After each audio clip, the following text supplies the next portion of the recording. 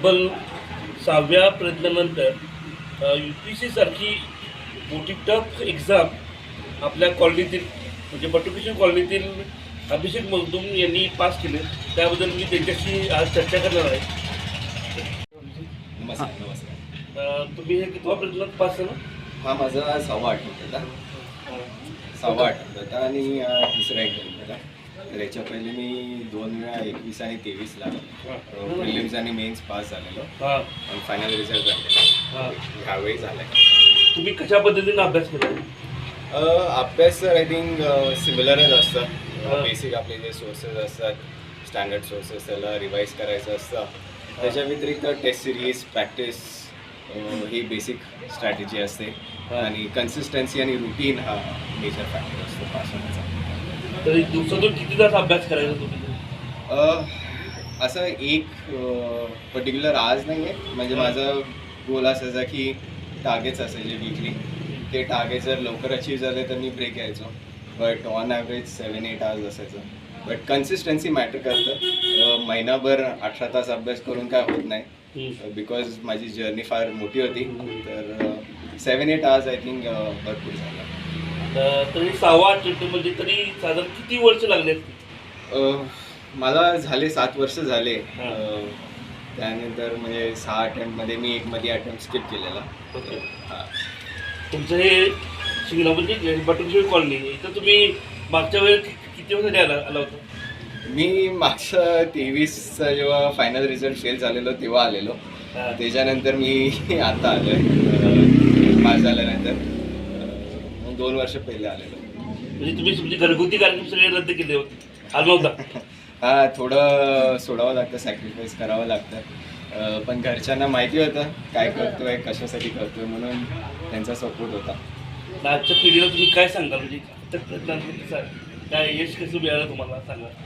I think यश मिळण्यासाठी एक purpose असतं मेजर गोष्ट आणि एक पर्सिव्हरन्स असतं. हे 2 P's आय थिंक इम्पॉर्टंट आहेत. हे भेटलं की मग ऑटोमॅटिक गोल्स अचीव होतात. शेवटी कष्टाशिवाय काय पर्याय नाही. कष्ट पण आहे आणि आय थिंक थोडं लक पण आहे. लक्ष द्या. शॉर्टकट्स काय तसे काय आहेत ना? शॉर्टकट्स नाही. जे प्रोसेस आहे ते कन्सिस्टंटली करत राहायचं फॉलो आणि देवाची कृपेने होऊन जातं कधी कधी. या तुमच्या घरच्यांची किती प्रतिसाद मिळाला तुम्हाला? आय थिंक कुठली पण एक्झाम जे पण लोक पास झाले ते सगळे म्हणतीलच सेमच की विदाऊट पेरेंट्स सपोर्ट होत नाही. Emotional support, financial support, motivation, constant motivation हे पेरेंट्सशिवाय होत नाही. तर आई मेजर ड्रायव्हिंग फोर्स होती माझ्या. आईमुळे तर झालं नसतं कारण भरपूर वेळ मी फेल झालं. त्यानंतर तिचा विश्वास होता आणि भाऊ आणि माझे काका काकी वगैरे पण. डिप्रेशनचा असा कोणता तरी क्षण आठवतोय का? डिप्रेशन आय थिंक नाही, पण हा मेंटली थोडं एक्झॉस्टिंग आहे. रिपीटेड अटेम्प्ट्स नंतर फायनल रिझल्ट न बघता थोडं इश्यू असतो. मेंटली थोडं एक्झॉस्टिंग आहे. बट घरातल्यांचा सपोर्ट होता, थोडे मित्र होते, भाऊ होता. तर त्यांच्या सपोर्टनी ओव्हरकम करता येतं आणि त्यामुळे झालं सगळं. ठीक आहे, धन्यवाद. थँक्यू. अभिषेकच्या यशामागे पालकांचा हात तसा म्हणजे त्याचा रोल मोठा आहे. अभिषेकच्या वडिलांशी मी आता चर्चा करतोय. काका काय सांगतील अभिषेकच्या यशाबद्दल? मी याच्या यशाबद्दल एवढेच सांगेल की